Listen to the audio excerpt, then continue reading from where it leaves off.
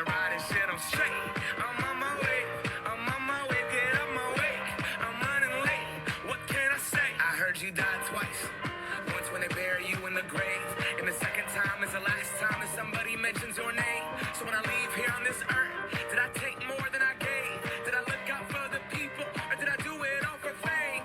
Legend is Exodus, searching for euphoria, judging through the mud to find the present, no ignoring. I got 20,000 deep up in the street like we some warriors. My mama told me never bow your head. I feel glorious, glorious. Got a chance to start again. Welcome in, everybody, to the In Off the Bench podcast. My name is Jim Cross. Daniel is not here today. It is a random Saturday evening, but we have to take this opportunity. Number 2 on our audio charts, Chance Mako, and I ain't even talked to him yet. And plus, he's done changed schools. Everything's different, but I couldn't be happier because we get to talk Coastal Carolina, Chanticleer baseball. Chance, how you doing? Doing great. Man, yeah, we are 6 days away. It's just around the corner. But let's just cut right into it, man. So you were at NC State last year, made some changes, changed to Coastal Carolina, which can be considered by a lot as the most elite, non-power 4 baseball program in the country. So why was it Coastal Carolina for you? Yeah, I was taking a trip to Cape Cod, and I decided to open up my options on everything, and they just kind of stepped in on the table. It didn't take long for me to commit. Talking to Matt Williams, arguably, I agree that he's the best pitch coach in the country. But you hear that from others, and you get some feedback from him, and the way he was helping me over the phone in Cape Cod, not being able to face batters and all that, and explaining some things to me and helping me, really changed the world. So I had no doubt that I was coming here.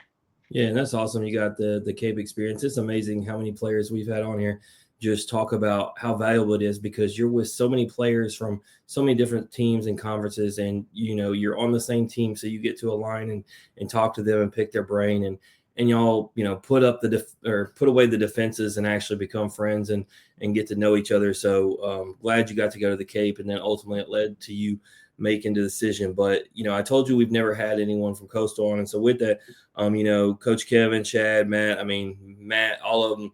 Elite coaching staff, we've heard nothing but the best just from like the writers of D1. But for you, since you've been there, just talk about how meaningful they've been. Yeah, he's worked with me countless hours, just being able to work on things that, I haven't had that feedback on before. Diving down into things you wouldn't even think of. Pitch abilities got me with now a mental trainer. So being able to have that mental standpoint in the game, on the field and off the field, you can definitely rely on a lot. And, I wish I had that as a high schooler, just being able to go back to things, being able to control your breath, control the things that you can control in the game, and not really thinking about just, making that pitch and getting that batter out. Yeah, absolutely. One of the things that I keep learning more and more is sometimes pitchers seem to overcomplicate it, right? Make it too complex. And a lot of times it's actually just as simple as throwing strikes. I remember we had Xander Seacrest from Tennessee on here last year, and he only had 8 walks on the entire season. And, it was simple, mathematically you broke it down, and guys are more likely, even if you put it in the strike zone, to not hit, right? That's why 300 is a great thing. And sometimes, man, mechanically you just got to get things right, put it in the strike zone. But I'm excited for the opportunity because I sent the link to you, which I'm sure you had already seen it, tagged you in it. D1, making it a point to put your name on notice. How much confidence does that give you, especially coming off, last season where you didn't get to play like you would have, where you see writers who cover college baseball in entirety give you that kind of hype? Yeah, I mean, it gives me all the confidence in the world, but it just still goes back to my routine. Being able to trust my ability that I'm going to take out on the mound. I've been doing very well in the fall and spring this year, so made a lot of changes. But being able to take that all on the table and go out there and trust everything that you have. So you're 100% healthy now, good to go. Jeremy? I do not. Oh, I said, are you 100% healthy, good to go? Oh yeah, 100%. So you've been pitching all fall. Talk to me like what is the pitch mix? Since I haven't got to see you in person yet, what are we working with here? Yeah, still working on fastball, slider changeup right now. Learning a new changeup, and instead of throwing sinkers, I'm now throwing a lot of rod fastballs. So, being able to make that adjustment, going from bottom of the zone to top of the zone, was a little bit hard early on in the fall, but I picked it up very quick and was able to, attack hitters like I was in high school, and being able to have that same fun that I was having. Yeah, definitely. Like you said, being able to tackle them, that's what I was just talking about, pounding that strike zone and having fun is ultimately something you definitely want to do. And I think a change is something that can always, most people are making a change for a reason. And more times than not, we hear guys feel good about it and they like the change in environment. It doesn't necessarily mean the last one was bad. It just means it may have not been the one for you. But let's talk about these new teammates you got. Talk to me about the pitchers. Give me a couple guys that maybe aren't on the radar, not the ones that maybe D1 would have put out with you, but the guys that you're getting to see every weekend in these scrimmages that maybe I'm not. Yeah, I mean, I can't say enough about our starters right now. You got Karen Flukie. You got Hayden Johnson as well. You got a couple of incoming freshmen that's going to be big on our list this year. Scott Dorn, Luke Jones, Colin McKay. He's a junior coming in from UVA. You got those guys, and they're really taking a big step in this program, and everyone's stepping up to the plate at the same time, and you're just getting that bonding time with the same guys that you're going to be in the locker room with and on the field with. So being able to be best friends with them, know those 8 guys behind you are going to have your back. There's nothing better. Yeah, and speaking of guys to have your back, there's nobody better to have on the battery than Caden Bodine. Obviously, Golden Spikes preseason watch list. Man, how awesome is it to have that dude catching for you? I love it. He's a leader. He's a leader for the program. He definitely stands out on and off the field, but I mean, just mainly off the field, he's always scheduling to do something with the team, looking out for our players, make sure everyone's good. So it's nice to have a guy like that in the program. Yeah, absolutely. So in that lineup, everybody knows about him. Same kind of thing. I mean, let's call it what it is. Let's be honest. Has anybody roughed you up this fall? Oh yeah, for sure. I mean, you're going to get that as a pitcher a little bit. You're going to get hit around. And, that's the things that you learn from. If you're not getting hit and all that, you kind of just feel on top of the world. So, I mean, being able to go out there, if I'm getting hit, your batters are good. So you got to get better.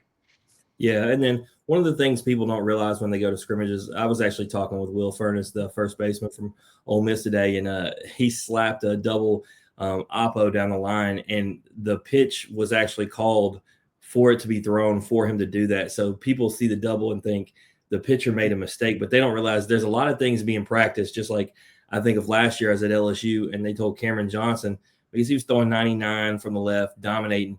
The next time I saw him out, he didn't throw a single fastball because they told him to throw anything but a fastball. So sometimes people don't realize there's a lot of time to work on this stuff. So I say that because you're going to get roughed up if they're giving you these assignments. That's right. But man, y'all start off, with, man, really, I don't even know how to describe this. It's baseball at the beach, but man, like 5 different teams. How excited are you? Like, I mean, that's pretty cool. And then really y'all go to Jacksonville right after that, which much bigger teams. But so your first 8 games are against 8 different teams. Do you like the idea of going through that many different teams and that much competition off the jump? I don't mind it at all. I think everyone in this program right now is just focused on game one. We're going to get through game one, go to game two, and just so on from there. I think everyone's just right now preparing for that first game. Yeah. And I put y'all ranked 14th higher than all the other ranking systems because, just reading on the team, and that's why I wanted to talk to you about it. I just really felt like what Coastal Carolina's got is really, really good. But I also like the opportunity, talking about that schedule. So you start, like I said, in Jacks, you got Alabama and NC State, even Ohio State, which should be better with Coach Justin Hare. But, man, I was just going down and I'm going to do it again. I mean, when you talk about UNC, ECU, Wake Forest, even Georgia Southern, Campbell, Clemson, I mean, let's see, there was somebody else big. Let's Wake again. Like, it's just, you got a bunch of ranked teams on here. I don't know. It's Clemson again. Maybe it was because you had all those a second time. But a lot of opportunity for this team to make a statement. Literally, of the preseason rankings, at least 6, 7 different teams in there. I think this team thrives on that opportunity.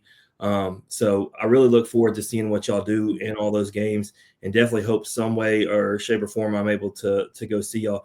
Does this team carry that mentality? Do they have kind of a chip on their shoulder as the little guy? We don't ever think of ourselves as a little guy. This program is really based on selfless and relentless. We live by that every day. We're guys that's going to go out there and get the job done. Doesn't matter what it's going to take, countless hours, extra time at the field, and everyone's bought into the program. I think that's the biggest thing that I've noticed here. Everyone's bought in. Everyone's you'll have a pitcher go out and throw or toss BP to a hitter. It doesn't matter what it is. If you know a guy needs to get better and he knows he needs to get better, everyone wants to work. No doubt. So I'd be remiss if I didn't ask, that weekend in Jacksonville, obviously playing your old team. Is it going to be cool? Like it's a bunch of your boys, or is it, hey, I'm on the other side, y'all stay over there and take that L? How's that going to go? Yeah, I mean, it's going to be, us competing against each other. I'm going to take it that way. If I get the opportunity to pitch, then I'm going to do all I can, get as many hitters out as I can. But after the game, it's a different story. I'll be able to talk to my guys. But anytime leading up before that, or, being able to talk to them in the game, it's not going to be like that. It's just going to be straight. I'm going to go out there and play the game. Not even going to think about who I'm facing. I don't think that really matters to me. I'm going to compete with my guys. And, this is my team now. So being able to compete against someone I was previously with, yeah, it's going to be cool. It's going to be fun. But I'm on this team now. Yeah, no doubt. I hope you do get the opportunity, obviously, for the suspense of it all. But I wouldn't also be mad if your coach kept you away from that, just from the good or the bad of it. But I'd also be remiss if I didn't ask about the uniforms, man. For as long as I've been watching college baseball, the colors of Coastal Carolina are elite. Like it doesn't matter what uniform combo you put, as long as you have, I don't know if you call it a turquoise, a blue, a green, whatever it is, it's just fresh. So wearing those colors, man, like does it feel as good as it looks? Yeah, it feels great. We got a new uniform coming out for opening day, so we haven't got to see them yet. I'm sure they're going to look great. We've been wearing our game uniforms right now during scrimmages, so trying to get a feel for them, to kind of seeing what we need. But other than that, yeah, I love them. Nice. The other thing I gotta ask before I let you out of here, you see the logo in the corner. You are an ambassador. What is your go-to Chinook seed flavor? I'm gonna go with the bacon. I think I have to. I love it. The thing is, like outside of dill pickle, I don't think there are any bad flavors. And Daniel stands by that. And honestly, we been telling people to try the combos of mixing a couple different together. So what I would tell you is the one that we're hot on right now, and Daniel named it the smoking toast, is cinnamon toast and barbecue together. And it ain't like what the LSU boys are trying. I've actually been mocking my own dudes coming on here talking about mixing big sunflower seeds with sour Skittles. And I said, if you got to bring candy into the mix, that means the seed ain't good enough. But man, is there anything you want to plug or promote before you get out of here? Yeah, I'd just like to thank the program that I'm with now. They've been a big part of my life so far, and I haven't been here for a full year yet. I'd like to thank Matt Williams, Coach Schnall, and all the guys that I'm playing with right now. And we're gonna stick it out for the season, and we're gonna enjoy the heck out of it. So I'm very excited. Be out there with these guys now. It's family atmosphere always. So it's gonna be a great time. Absolutely. And I tell what, everybody go over to IG and you go to Chance Mako and see cut threads. I was just talking about those colors. I think I'm gonna have to get that hoodie ASAP, bro. Like that's sweet. And if I walk around and they're like, you a Coastal fan? I'll be like, yeah, like I know Chance, but man, I wish y'all the best of luck. I said today earlier, I was on the Road to Omaha podcast, and the ACC and the SEC is so stacked. And I said, I do not want it to be 4 teams from each like last year. But I said, even more specifically, I want a non-power 4 team. And I said, I think the 2 teams that I think can do that are Coastal or DBU. So hoping, like you said, not one of the little guys, make a statement. You got all these big games. Take care of business. Make sure y'all put the world on notice. And then ultimately make that run to Omaha. And if you do, me and Daniel will be there, man. And we hope to get to watch you pitch. And if not, somewhere along the line on this schedule, we're going to try to find a way to get to you boys. Heck yeah, that would be awesome. Absolutely. Well, I appreciate you taking time on Saturday night, man. 6 more days.